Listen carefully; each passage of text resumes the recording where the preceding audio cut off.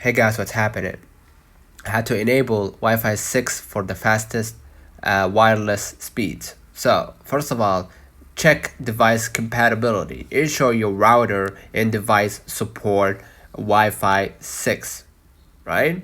So if you want to know if your phone supports it, you can go ahead and click the about in the general, or you can check your Wi-Fi connection if it supports it, right?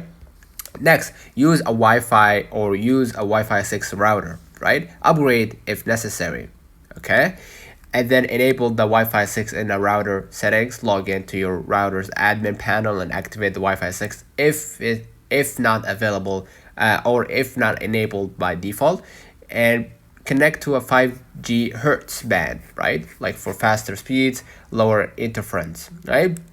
And update the firmware. Keep your router and devices updated for optimal performance, and use WPA3 security, more secure and optimized for Wi-Fi 6. Right now, enjoy blazing fast wireless speeds. Let me know in the comments if this video helped you.